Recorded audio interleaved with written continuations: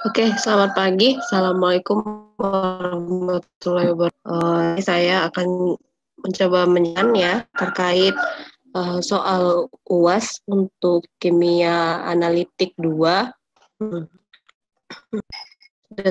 Ini yang diminta sama teman-teman HMK untuk membahas UAS ya, kimia analitik.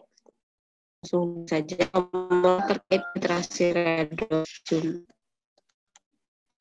besi suatu teori diterapkan redox menggunakan KMNO4 sebagai sebanyak 0,2 gram sampel di dalam yang dilepaskan secara kualitatif direduksi menjadi Fe plus menggunakan reduktor Wald. Kemudian Fe2 plus Fe2 direduksi, kemudian diterapkan dan NO4 dan ke 1,20 ml untuk mencapai titik akhir titrasi. Dan reaksi yang sama. Oke. Agak berat halnya di keluar kalau logout ya nanti masuk lagi. Jadi tadi intinya untuk yang soal nomor 1 kan tentang titrasi redox ya. Jadi kita ingin menentukan konsentrasi Fe dan menggunakan Walden atau KMNO4. Di soal itu pertanyaan tertera ada dan poin A itu diminta untuk menuliskan redox yang setara antara KMNO4 dan juga Fe2+. Kemudian menentukan persen berat per berat Fe2O3 dan yang terakhir itu teori sebenarnya. Teori tentang indikator yang digunakan dalam redox dan titik titrasi. Oke, untuk yang diketahui dari soal ya diketahui di soal ada 0,4 gram teori ya, itu mengandung Fe dilarutkan dalam asam, kemudian Fe2-nya dititrasi dengan KMNO4 dengan konsentrasi 0,025 molar sebanyak 41,27 ml hingga sampai titik titrasi atau TAT. Nah, untuk reaksi redoks yang terjadi ya, yang pertama yang harus dituliskan itu mulai dari preparasi sampel. Jadi preparasi sampelnya sendiri itu sudah mengalami reduksi dan oksidasi, di mana meteorit itu ya mengandung Fe3+, dilarutkan dalam asam, ya dia akan terreduksi menjadi Fe2+. Nah, nanti Fe2+-nya itu baru kita titrasi dengan KMNO4. Fe2+ ya itu akan teroksidasi menjadi Fe3+, kemudian 4 itu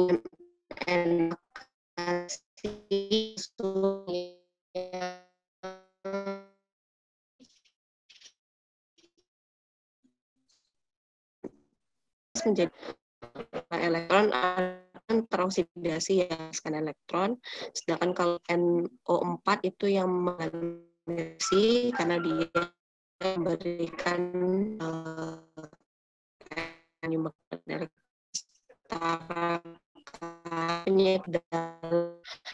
menyatakan senyawa atau menyatakan ini itu memberikan jumlah F dengan kita kali ya 5 kali 1, kemudian nanti di bawah tinggal dikali sip, nah dikalikan reduksi jumlah habiskan, jadi tinggal NO4 ditambah 5F plus ditambah 8H plus menghasilkan Mn2 plus 3O. Jadi bukti bahwa terjadi reaksi redox. MnO4 ini mengalami reduksi, kemudian Fe2+ teroksidasi menjadi Fe3+. Oke, selanjutnya berat 2O3 di dalam sampel meteorit. Nah, untuk cara mencarinya ya, kita melogikakan seperti ini. Nah,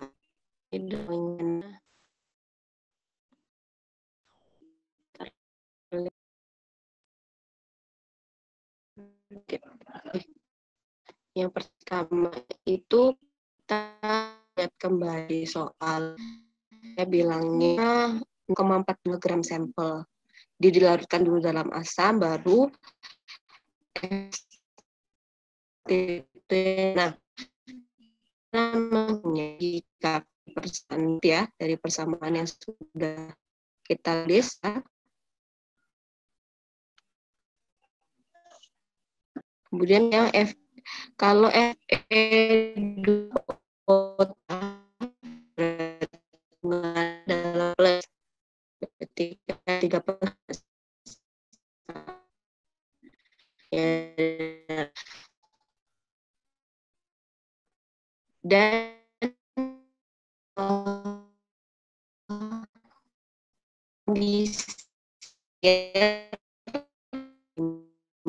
volumenya 41. Jadi, nah dua ini yang ketika ini kita ubah bisa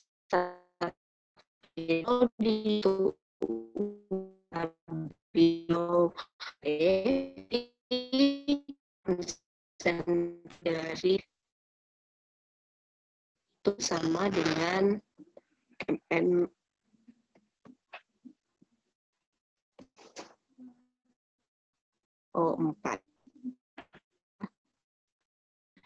Di semua metode titrasi atau semua metode volumetri ya, volumetri, grafini, titrasi itu semua titrasi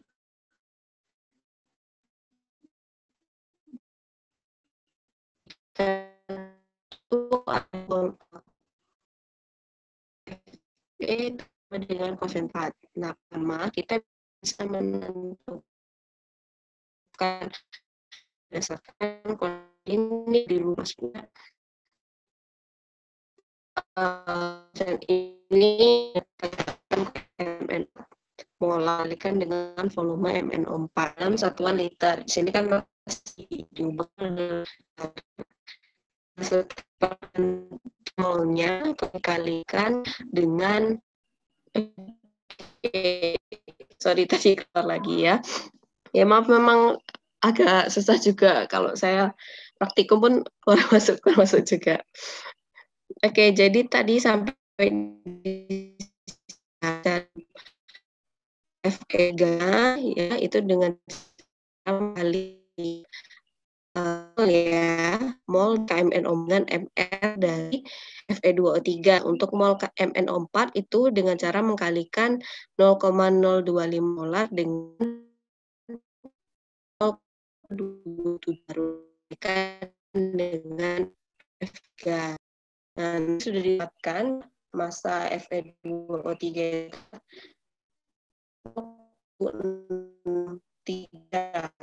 ini ya masa Fe2O3.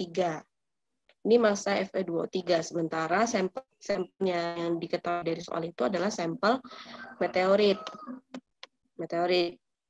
Nah, F2O dari dalam meteorit itulah yang ditanyakan. Jadi cara dengan membagi ya masa Fe2O3 dan masa sampel kali 100%. 0,63 sekian dibagi 0, kali 100%. Dapatkan berat P2O3 yaitu sekitar 38,1%. Ya. Ini cara yang untuk B. Kemudian untuk yang nomor 1C ya, itu teori. Mengapa itu ya tidak diperlukan nambah ya, perlu ditambahkan indikator karena biasanya titrasi redoks sendiri itu zat-zat ya atau reagen yang digunakan itu saat oksidasi akan menunjukkan bahan warna atau biasa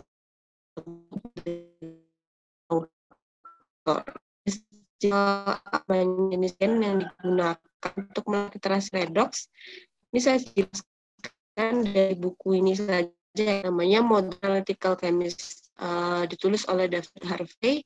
Saya harap semuanya namanya soal yang di soal kimia analitik tadi itu oke jadi dia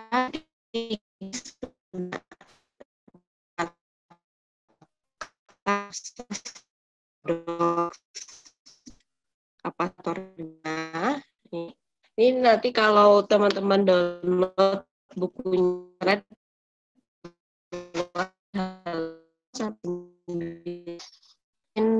point with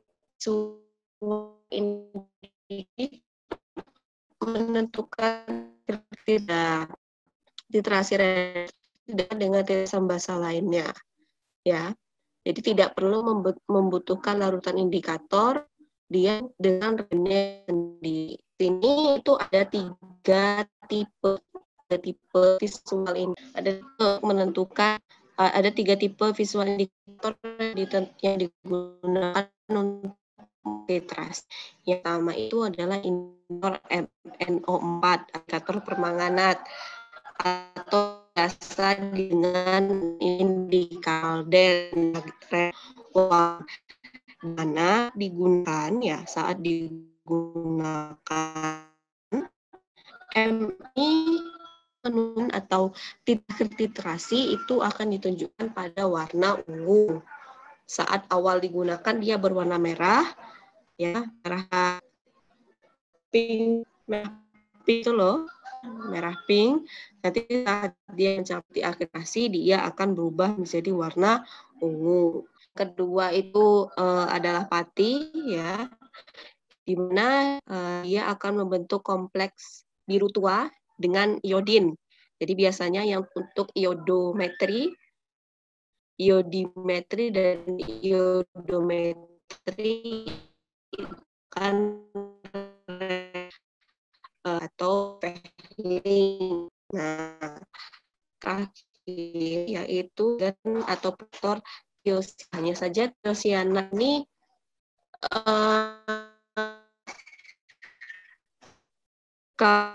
apa namanya kita tiosiana di sangat baik. Tiosiana ini digunakan menentukan Fe di dalam air karena dia akan membentuk kompleks dengan Fe menjadi FeSCN menunjukkan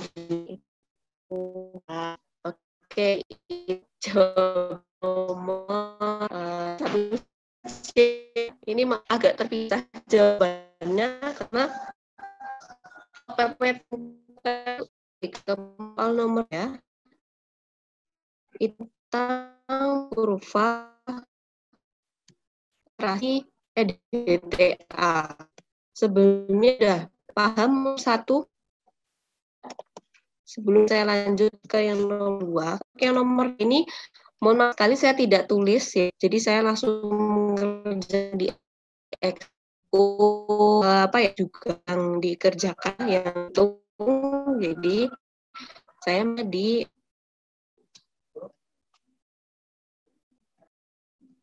dan mengukur lebih gampang. Jadi tidak ada tiap banyak titrasi ya, titrasi asam biasa, kemudian titrasi redoks, sedikit buat titrasi ya. Biar gampang untuk apa namanya perhitungan. Jadi rumusnya dari sini, tapi nanti dihitungnya di dalam Excel. Dan nanti silahkan dicoba sendiri di rumah masing-masing. Alfa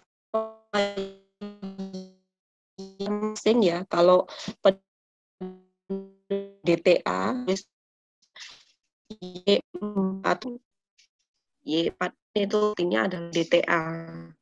Kemudian ada alfa C nilai ini adalah nilai alfa itu kan kalau dalam asam basa kan itu disebut dengan disosiasi asam kan, nilai disosiasi asam. Jadi Y4 ini nilai disosiasi. Kemudian tidak ada nilai KF-nya juga ada ya, nilai KF-nya. Untuk KF pertama itu 2,9 dan KF kedua itu 9,5. Nah, yang pertama yang harus kita cari untuk membuat kurvanya itu adalah menentukan volume EDTA yang digunakan, ya, menentukan volume EDTA yang digunakan.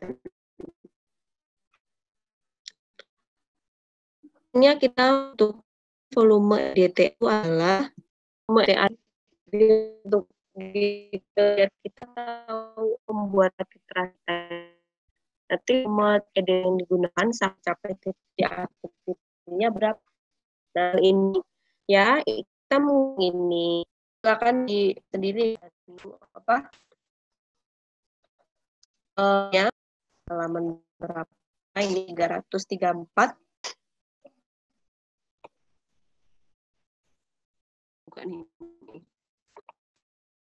334 kita menggunakan rumus ini volume itu sama dengan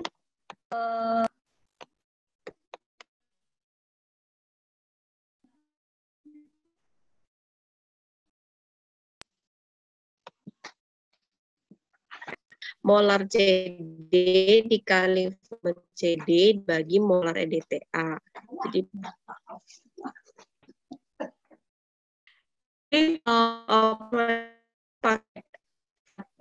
pakai jalan tuh loh M1 V2 molar logam dengan molar EDTA gitu ya. Nah, nanti dicari dapatnya itu adalah 25 yang itu dari 50,2 dapatnya 20 mili. Nah, setelah kita ketahui volume-nya, berarti ini kita tetapkan sebagai volume titik akhir titrasi. Nah, titrasi tentu kita harus mengetahui derajat kelarutan atau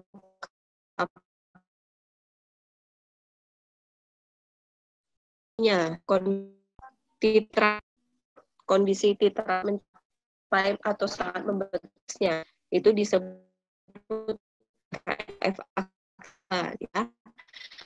Nah, untuk KF aksa itu dipernah mengkali seperti yang di sini atau derajat disosiasi A dikali dengan derajat disosiasi D dikalikan dengan konstanta awal atau KF yang pertama. Nah, kita tentu baru nanti kita mencari titik-titik pembentuk kurva. Sebenarnya EDTA itu kurvanya lebih ringkas dibandingkan kurva titrasi yang lain. Jadi yang penting kalian harus menemukan 3 titik atau 3 poin dari titrasi kompleks metri EDTA. Yang pertama itu sebelum titik ekuivalen. Logikanya, kalau sebelum titik ekuivalen itu volume EDTA yang digunakan atau yang ditambahkan itu hanya 5 mili ataupun kurang dari 10 mili. Dalam hal ini saya memakai ataupun saya menuliskan dalam 5 mili. Kemudian logam ya, logam yang terbentuk itu ya atau di Erlenmeyer itu masih berupa mol CD dikurangkan mol EDT dengan volume. Nah, itu pakai yang ada 0,1 dikali 50 dengan konsentrasi EDTA dikalikan dengan volume EDTA. Ini volume EDTA sebelum titik ekuivalen, yaitu 5 mili dibagi dengan campurannya. Volume CDD 2 plus itu 50 mili. Berarti kemudian operasikan dan diperoleh konsentrasi CD itu. Nah, ini kan konsentrasi CD-nya belum maksudnya konsentrasi CD, konsentrasi CD-nya saja. Nah, dua plusnya itu berarti kita harus kalikan dengan derajat disosiasi dari logam CD itu sendiri. Berarti alfa CD2 plus ya itu dikalikan dengan konsentrasi CD.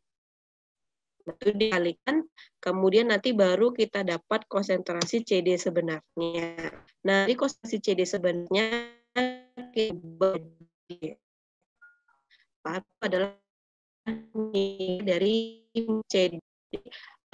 Angka ini kita ubah menjadi log, menjadi min log. Nah, nanti tinggal diubah saja. PCD sama dengan min log dari CD. CD sebenarnya yang ini tadi.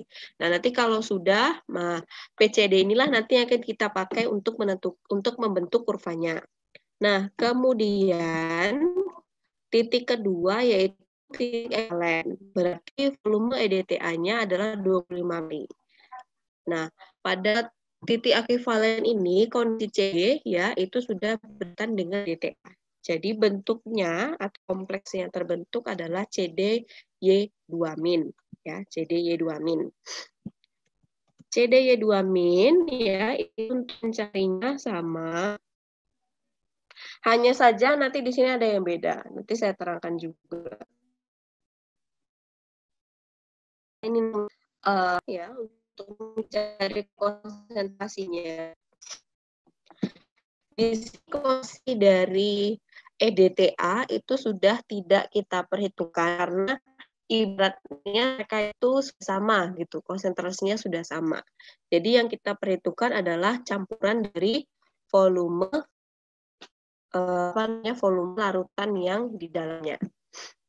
Berarti 0,1 konsentrasi CD dikalikan dengan volume CD dibagi dengan volume campuran, volume CD ditambah volume EDTA. 0,1 dikali 50 dibagi 50 tambah 25. Nah, konsentrasi CD-yin, jadi konsentrasi kompleksnya. Nah, kita mau fokus ke CD-nya saja nih. Nah, untuk ke CD-nya ya, kita masukkan ke persamaan yang di sini. Nah, ini kita masukkan persamaan ini. Dengan persamaan ini di mana konsentrasi CD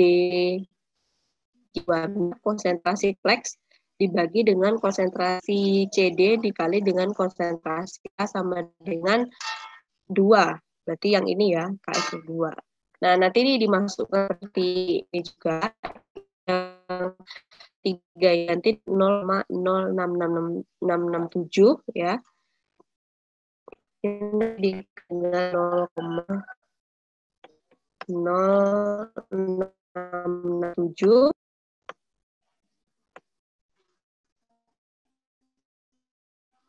dikurangi X. Kenapa dikurangi X? Karena dari cuman kan kita tulis X untuk konsentrasi di sini nilai sama ya 9,9. Jadi silang kita akan ke bawah dikali dengan X ya. X kan berarti X kuadrat. Nah, ini kita kali ke kanan. Jadi nanti kita akan memperoleh persamaan kuadrat yang bentuknya seperti ini. 0,94 pangkat 14 X kuadrat ditambah dari persamaan aljabar ini ya, atau kuadrat ini, nanti kita dengan sama B, maka kita boleh besar 8,63 kali 10 pangkat min 9 dan min 3,11 kali 10 pangkat min 12. Nah, nanti gunakan itu adalah yang nilainya positif, berarti yang 0,63. Nah, 0,63 ini kita tetapkan konsentrasi D. Itu sudah dapat konsentrasi CD. Hanya saja ini kan CD kali bukan nah itu kita namanya zat disiasi 2 plus berarti 0,0881 dikali 8,63 kali 10 pangkat min 9. Kita sudah dapat nanti konsentrasi CD sebenarnya. Nah, dari konsentrasi sebenarnya kita ubah jadi log D atau CD. Nanti kita dapat PCD, tinggal dirubah saja ke dalam log ya, min log dari min 7,60 kali 10 pangkat min 10. Nah, dapatnya 9,118. Nah, ini untuk PCDT ekuivalen. Nah, nanti untuk PCDT ekuivalen loganya adalah kita menambahkan lebih banyak EDT dari quantitative ekuivalen. Misal kita tambah 30 atau dari 25 tadi kita tambah 5, jadi kan 30. Nah, ini kondisinya tetap sama, dia masih dalam bentuk CDY2. Ya, nanti di sama dan yang mencari juga sekali 0,1 dikali 50 dibagi dengan volume total 8. Nah, kita per CDY2 minnya kita mencari CEDTA-nya.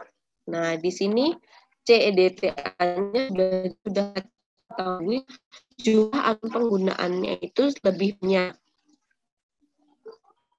Ya, kan ini. Mencari gimana? Konsentrasi EDTA dikalikan dengan volume EDTA dikurangi dengan konsentrasi CD dikali volume C dibagi dengan volume total. Kenapa kok yang CEDTA yang titik ekuivalen bisa dicari Mbak, sedangkan yang di titik ekuivalen tidak, karena pada saat melewati jumlah TA itu akan lebih banyak dibandingkan dengan logamnya. Ya, lebih banyak dibandingkan D, sehingga yang EDA itu bisa kita hitung. Kalau yang mencapai titik ekuivalen, DTA itu tidak bisa kita hitung. Ya, dan sebelum mencapai titik ekuivalen pun EDTA juga tidak bisa kita hitung karena konsentrasinya sangat rendah saat sebelum mencapai titik ekuivalen dan mencapai titik ekuivalen. Nanti dengan rule itu kalian akan menemukan konsentrasi CA itu sebesar 0,0125. Nah, dari CDY2 dan CED bisa menekan konsentrasi dari si CD-nya itu sendiri. Nah, dengan menggunakan rumus yang ini,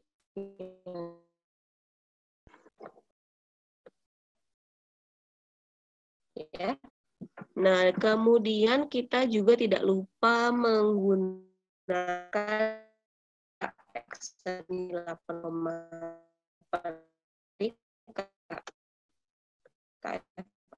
nanti ini itu dengan cara CD 2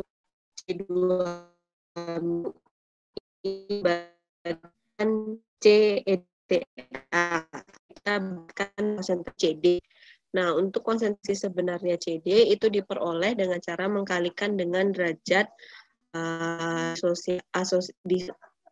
derajat disosiasi dari CD2 plusnya atau dikalikan dengan alfa CD2 plus. Jadi 0,0881 dikalikan dengan 5,59 pangkat min 15 C sebesar 2 kali 11. Nah, nanti dari konsentrasi CD kita ubah menjadi CD sama seperti tadi min log min log CD yaitu log 4,92 19 itu sama dengan 15,3. Nah, tetapi CD ini semua kita ubah menjadi kurvanya. Pertama kita dulu jadi untuk membuat kurva ya, kurva itu untuk literasi kompleksometri EDTA itu kurvanya dibuat ya, jadi literasi EDTA kompleksometri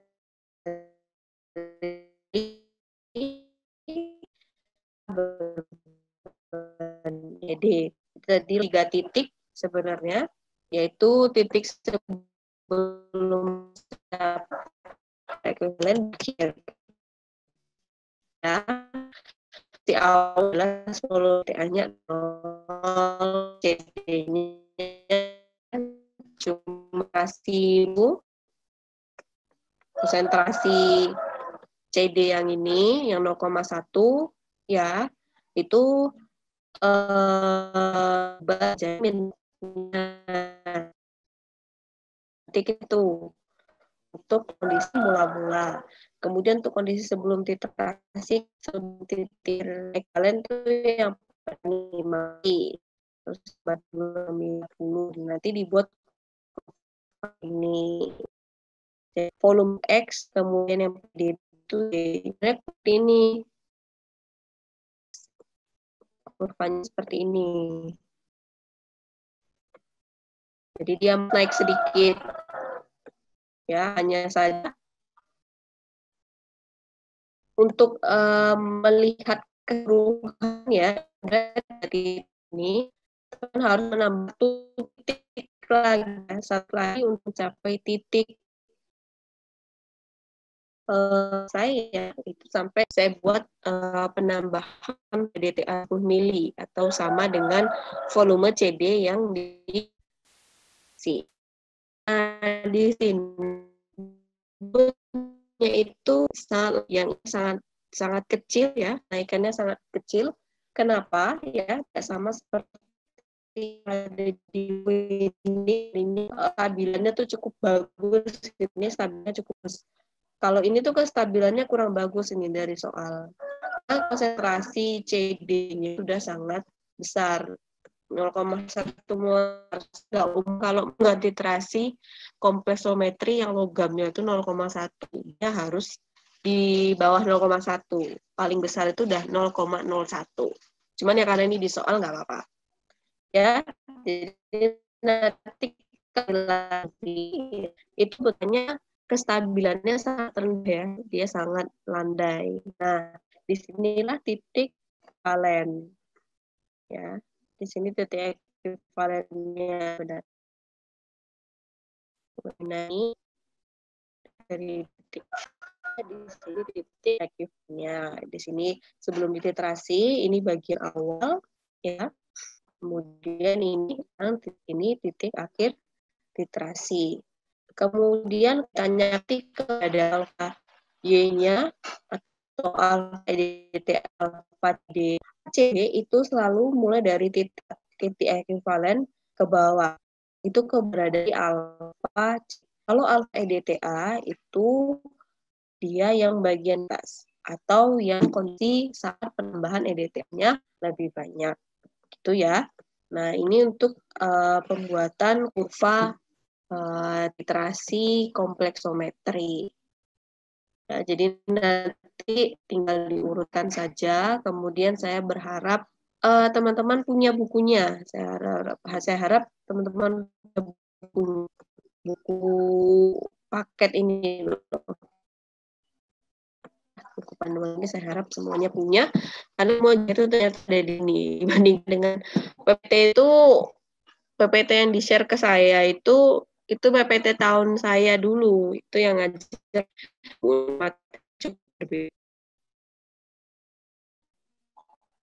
tiga ya, itu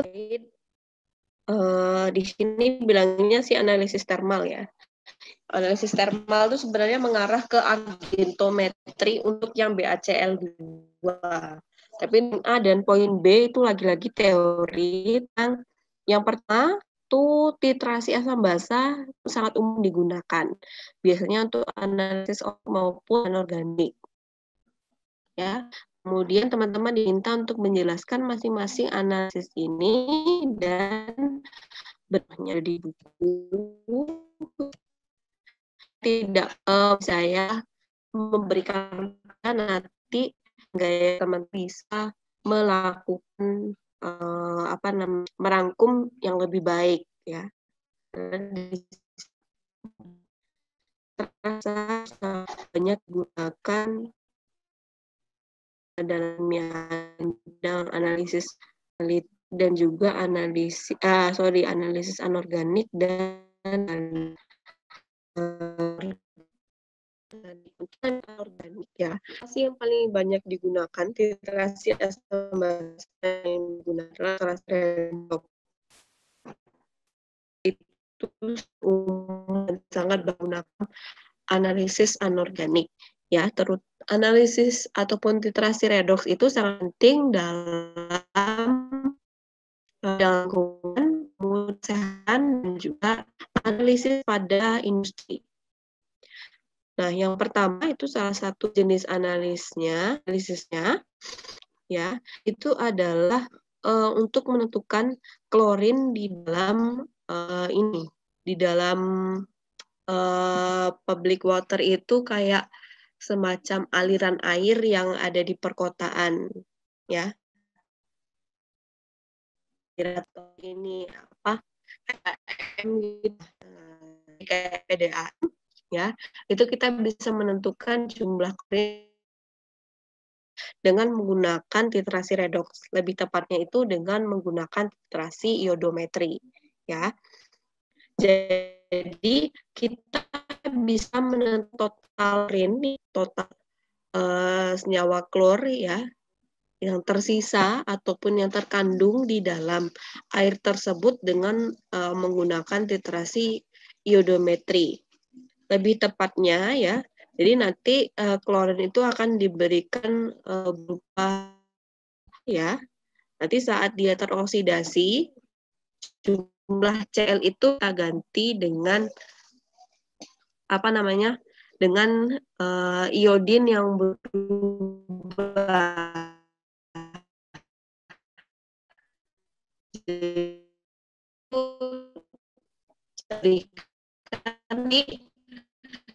Itu silan dia itu bubuk atau dia akan bubuk yang sudah berubah warna itu ya, atau zat pengoksidasi yang sudah berubah warna itu dia titrasi dia ditasi balik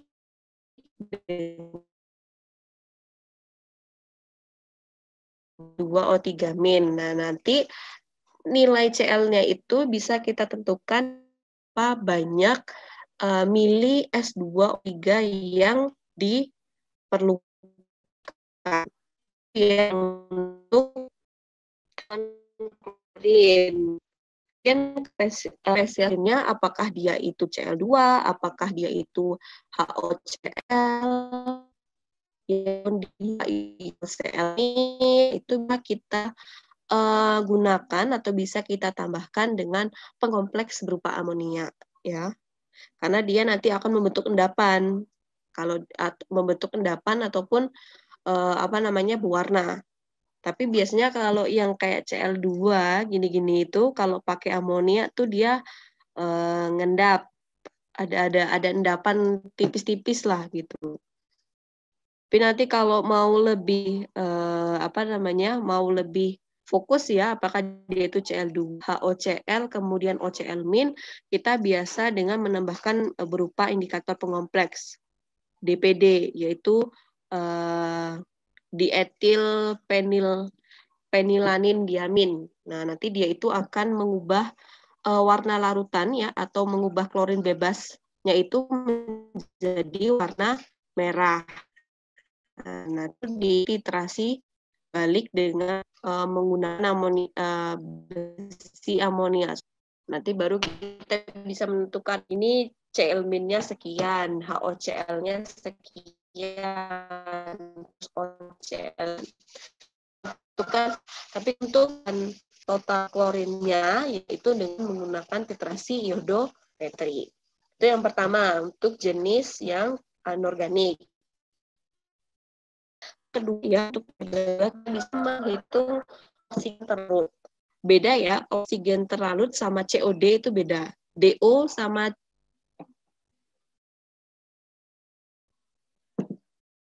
dissolved oksigen itu beda ya, sama COD-nya beda ya.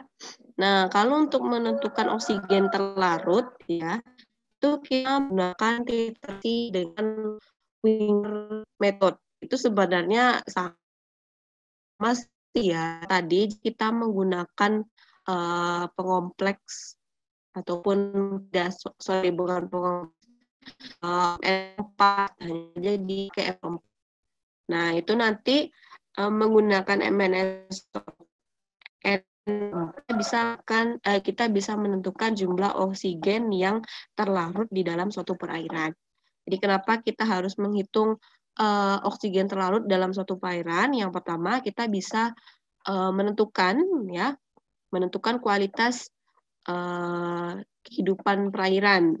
Kemudian yang kedua kita bisa menentukan ya polutan anorganik atau polutan organik yang ada di dalam perairan. Jadi dari nilai DO-nya itu kita bisa menentukan apakah dia tercemar oleh zat-zat anorganik atau zat-zat organik. Oke, selain penentuan oksigen larut ya, untuk bidang ini masih di anorganik bisa menentukan ya, ini yang poin bawah selanjutnya, kita menentukan kandungan air dari pelarut non-aqueous, pelarut non-aqueous. Jadi maksudnya gini, biasanya kan kalau di dunia industri itu ada menggunakan bahan-bahan pelarut gitu. Nah, pelarut yang dibuang atau residu dari pelarut yang dibuang itu kita harus hitung berapa kadar airnya. Apakah dia bisa dibuang itu aja di air, apakah nanti dia bisa terlalu apakah tidak, itu dari jumlah kadar airnya. Nah, itu dengan menggunakan lagi-lagi si ya, menggunakan reagen dengan menggunakan reagen Fischer. Reagen Fischer itu sebenarnya adalah campuran dan tahu airnya menggunakan reagen Fischer. Nah, prinsip kerjanya gimana Mbak? Prinsip kerjanya ya, jadi nanti ikan di dalam suatu larut non-aqueous ya. Apabila terjadi perubahan, jadi yang akan ganggu ataupun yang akan mendeteksi adanya air di dalam pelarut non-aqueous itu adalah si sulfur dioxide. Dia bisa sulfur dioxide itu kalau ketemu air dia bisa berubah menjadi SO3. Nah, kalau dia berubah menjadi SO3 artinya ada yang penting ya dalam titrasi ini dia gampangnya ya daripada dengan dua metode yang lainnya yang kita bahas di atas tadi itu dia kuning ya. Jadi kalau ada air, kalau tidak ada air dia akan berwarna kuning, pada dia berubah menjadi coklat. Oke, ini untuk yang analisis anorganik, itu intinya 3 ya. Yang pertama itu adalah untuk menekan kandungan klorin dalam perairan publik ya. Kemudian yang kedua itu adalah untuk menentukan jumlah oksigen terlarut dan yang terakhir itu adalah untuk di dunia industri ya, yaitu untuk menentukan atau ada air di dalam pelarut aqueous. Oke, untuk aqueous solvent ya itu saya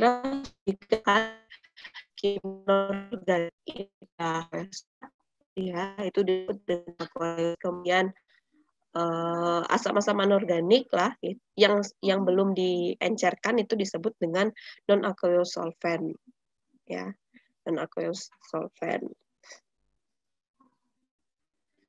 Kemudian lebih digunakan itu dia lebih kecil lingkup penggunaannya.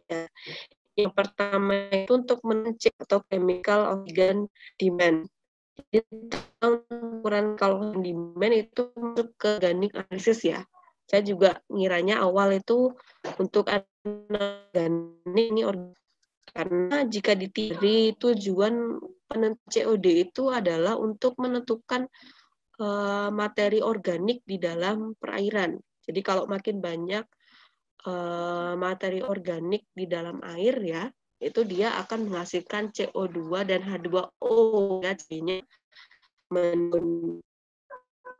nah, penentuan COD itu paling sering ya itu menggunakan titrasi redox ya dengan pengompleksnya ya dengan penitrasinya itu adalah atau ini titras apa namanya reagen kromat K2CR2O7 sebagai oksidasinya ya larutan. Nah, biasanya menggunakan reagen kromat. Nah, nanti setelah apa namanya ion awal. Jadi dia akan dititrasi dengan kromat nih. Jadi ada air dititrasi dengan kromat. Nanti kalau sudah terjadi perubahan warna, kemudian dia akan dititrasi balik dengan menggunakan ferrous amonium sulfat. Nah, ferrous amonium sulfat inilah yang nantinya akan ada kompleks yang membentuk dengan ferroamonium sulfat. Ini biasanya warnanya cenderung merah-merah gitu. Ya, nah nanti kalau sudah ada merah-merahnya itu bisa kita hitung COD. Yang itu ditentukan sebagai COD di dalam perairan. Nah, itu dari analis yang pertama. Kemudian itu ya dengan manfaat itu umumnya ditekan menentukan statusnya organik pada bukan kandungan asam askorbat atau vitamin C di dalam suatu kapsul vitamin ya, itu titrasi iodometri ya untuk bidang organik. Kemudian selain besar alat selanjutnya juga kandung gula di dalam makanan, di dalam nasi itu juga menggunakan titrasi iodo dengan menggunakan reagen iodin, kemudian dengan menggunakan indikator berupa pati. Oke, kenapa skannya berdasarkan buku? Jadi saya ingin tunjukkan dulu ini di sini. Jadi nanti silakan teman-teman merangkum sendiri ya, dari buku tersebut. Bahasanya saya bisa berbeda dengan teman-teman mudah langsung dari buku. Oke, kemudian yang B itu terkait mengevaluasi titrasi asam basa. Wah, ini banyak nih poinnya ini ya. Di kimia analitik selain pengukuran, kita juga mengevaluasi tentang banyak ilmu untuk pengukuran ya. Kimia analitik itu kita juga ada ilmu untuk melakukan evaluasi atau melakukan hasil sebenarnya.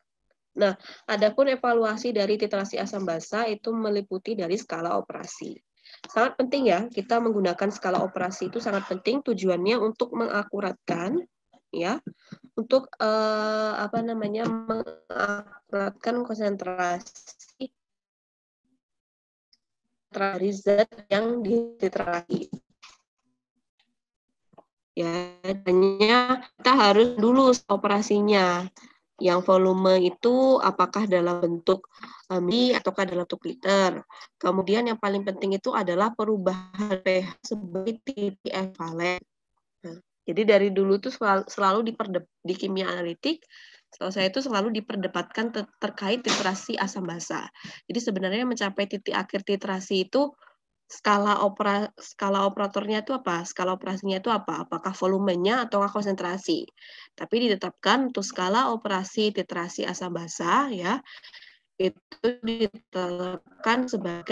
ditetapkan yaitu pH sebagai titik pH ya, perubahan pH, lebih tepatnya perubahan pH sebagai penentu titik ekuivalen. Itu untuk yang skalasi.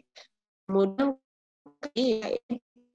registrasi kita dulu di dalam ukuran makro ataupun mikro dengan relasi error itu sebesar 0,1 sampai 0,2%. Ya, jadi yang aplikasi itu berlaku untuk perbedaan antara titik akhir titrasi dan titik ekuivalen. Jadi misalkan kayak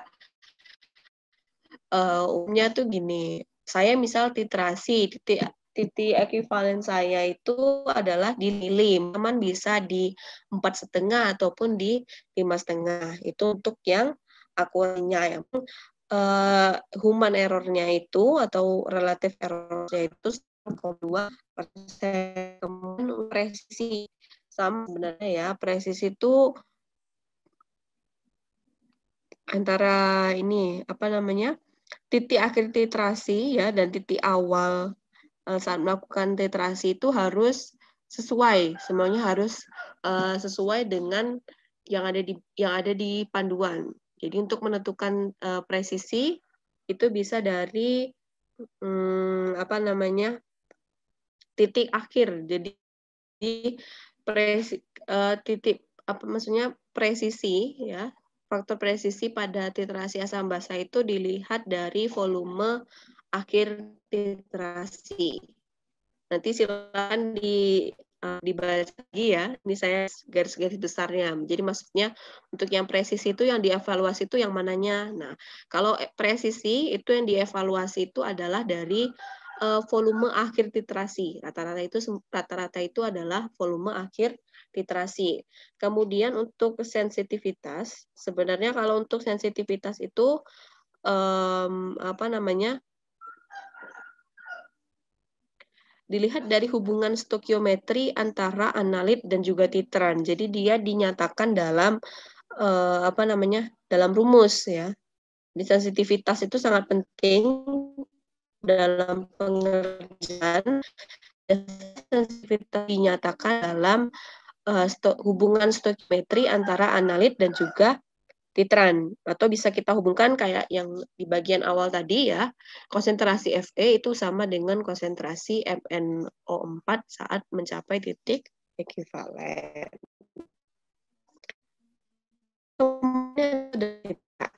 Nah, sebenarnya kalau membahas selektivitas, titrasi asam basa itu kita baca kegunaan saat kita bekerja untuk konsentrasi di atas ppm. Jadi kalau satuannya konsentrasinya itu masih dalam molar, itu masih bisa titrasi asam basa masih selektif untuk digunakan. Tapi kalau udah konsentrasi ppm dan ppb, titrasi itu tidak ditetapkan sebagai tidak selektif untuk penggunaannya. Itu berdasarkan konsentrasi analit yang akan dianalisis. Konsentrasinya di atas ppm itu bisa, kalau di bawah ppm itu sudah tidak bisa.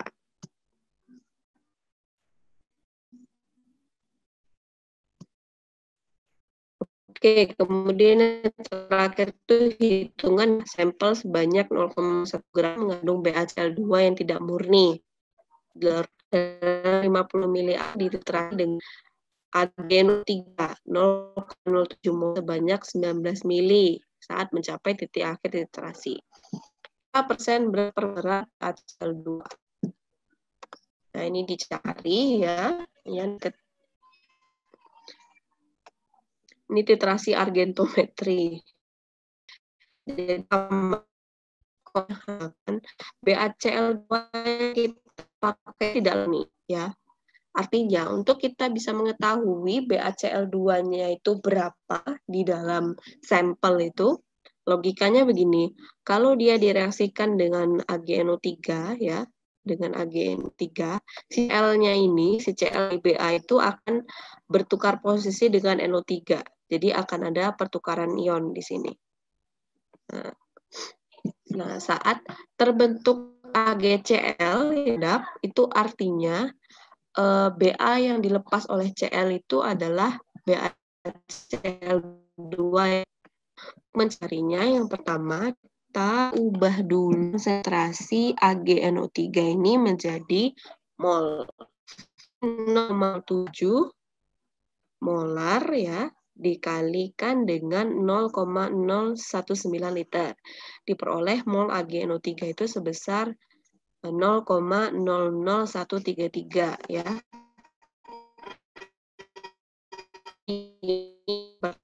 Mencapai akhir titrasi. Kalau mencapai titik akhir titrasi, berarti konsentrasi Ba itu sama dengan konsentrasi dari si Ag. Oke, setelah mol AgNO3 diperoleh, kita tentukan Ba. Kita pakai operasi stokiometri ya, menggunakan rumus perbandingan efisien. Di koefisien A dibagi dengan koefisien AgNO3 dikali dengan mol AgNO3. Berarti kita dapat mol Ba murni sebanyak 0,665 mol. Ini berarti konsentrasi ini berubah konsentrasi gram. Itu dikalikan dengan MrBa. Kita kalikan dengan MrBa saja, tidak dikalikan dengan MrBaCl, tapi dikalikan dengan MrBa. Jadi logikanya itu adalah Ba yang terbentuk Ba2+ atau BaNO3 itu BaCl murni pada sampel gitu ya. Jadi 0,66 dikali dengan 137 ini dari apa namanya MBA. Itu kita dapat oleh massa 0,95 0,9 ini dengan gram 0,09 gram ini kita bagi dengan sampel L ini yaitu 0,1 ya, dibagi 0,1 dikali 100%, maka kita akan memperoleh persen berat per berat BaCl2 itu sebesar 91,10. Tuh. Nah, ini untuk cara yang nomor 3.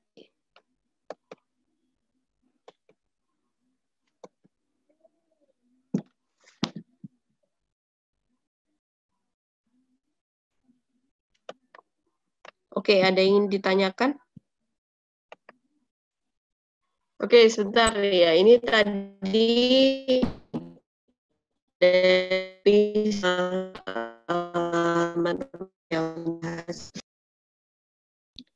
tadi saya sudah sedikit menjelaskan itu tentang analisis oksigen terlarut ya, analisis oksigen terlarut. Ini pada apa namanya? Analisis anorganik tadi. Ya, jadi untuk menentukan kadar oksigen terlarut di dalam air limbah industri batik yang pertama oksigen ya atau airnya itu kita beri agen oxidizing itu pakai Mn2 pada suasana basah ya. Itu harus pada suasana basah. Oksigennya itu yang kalau oksigennya sudah teroksidasi itu bisa kita titrasi dengan dalam kondisi. Nah, di saat kita titrasi ya campuran itu saat kita titrasi ion itu dia dua, jadi akan menunggu proses berdirinya titrasi saat kita membebaskan atau volume iodin yang ditambahkan itu akan setara dengan kandungan oksigen terlarut. Nah, nanti iodin volume ataupun iodin yang di dalam campuran itu sudah setara dengan jumlah oksigen. Nanti iodin ini ditambahkan N2SO3 dengan minum. Benar itu.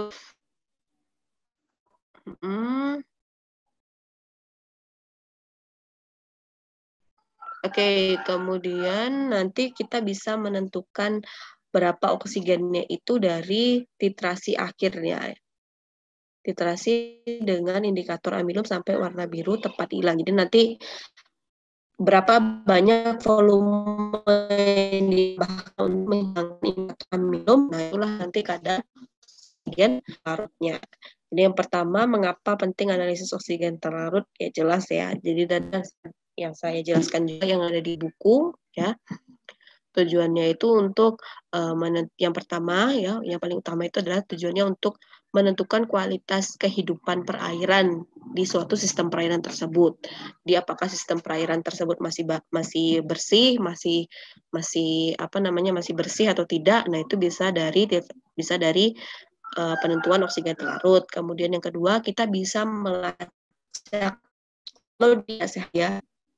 Kita bisa melacak dari jumlah oksigennya. Ini kira-kira yang mencemarkan itu apakah dari limbah anorganik atau limbah organik. Karena kalau dari limbah anorganik itu pasti kadar oksigen itu berkurang. Tapi kalau limbah organik ya itu kadar oksigennya bisa tidak wajar tuh. Bisa tidak wajar. Ya, tapi berlebihnya kan tidak sehat. Nah, itu biasanya oleh organik. Dia bukannya ditemukan kandung lain. Kemudian apa yang menyebabkan kadar oksigen terlarut itu turun? Ya jelas makin banyaknya kehidupan di perairan tuh ya juga bisa menekan kadar oksigen itu menjadi selain kehidupan juga bisa pencemaran mencari environment, industri, ya. Kemudian mengapa metode ini tidak dapat digunakan jika sampel air jelas? Kalau itu akan mengganggu proses ini loh. Akan mengganggu proses peringan. Nah, tadi soalnya. Nah, kalau dia ada FeB 1M, itu mengganggu proses oksidasi atau akan mengganggu proses sedimen terlarut karena nanti itu bukannya oksigennya terlarut tapi malah mengoksidasi untuk oksigennya kan seharusnya kan terganggu. Tapi ini dicatat sendiri loh ya. Aku nggak bisa iniinnya. Ya. Kemudian untuk tuliskan reaksi 1, 2, dan 3. Oh, ini nanti untuk yang reaksi 1 N di buku yang ada. Kemudian reaksi yang kedua itu adalah ini yang dengan N2. Kemudian reaksi yang ketiga itu adalah dari ini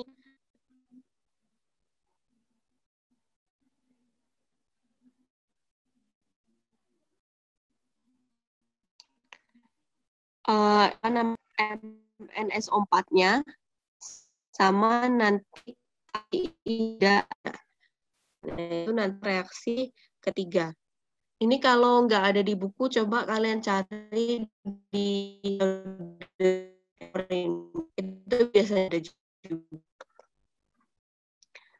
Nah, nanti kalau sudah menemukan reaksinya, nanti baru tahu elektronnya.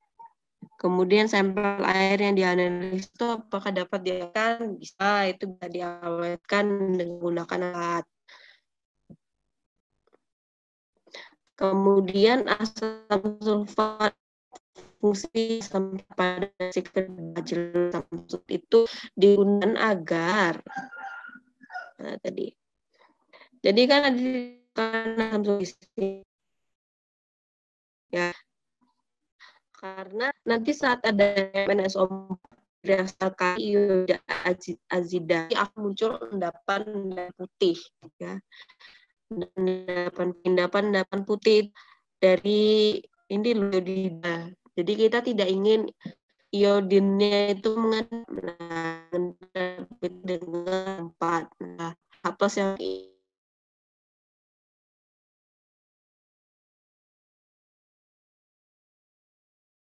ya.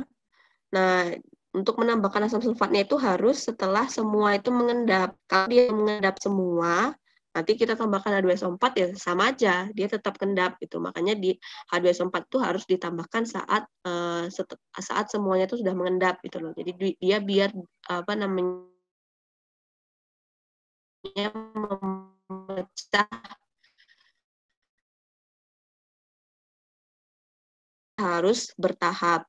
Kalau kita tambahkan semua langsung ya, itu oksigennya rusak. Ya, oksigennya tuh rusak, ya tidak bisa kita hitung. Tapi kalau untuk nya tadi ada di buku ya, tadi saja. Kemudian senyawa apa yang berwarna biru? Senyawa yang berwarna biru itu untuk apa namanya? Kemudian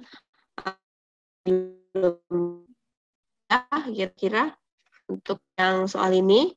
Jadi nanti silahkan dicari kembali di SNI-nya. Sama yang ada di buku ini. Saya harap teman-teman sudah punya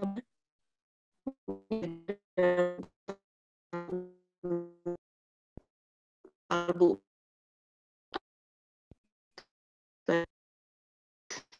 Terus belum tutup ya? Ada pertanyaan? Gimana teman-teman? Apakah masih ada pertanyaan? Kalau sudah tidak ada, mungkin kita akhiri saja ya. Terima kasih kepada Mbak Medita yang telah menyampaikan materinya dan terima kasih juga kepada teman-teman yang telah menyempatkan waktunya untuk hadir pada pagi hari ini. Mohon maaf atas segala kekurangan. Kita akhiri dengan membaca Alhamdulillah bersama-sama. Alhamdulillahirabbil alamin. Wassalamualaikum warahmatullahi wabarakatuh.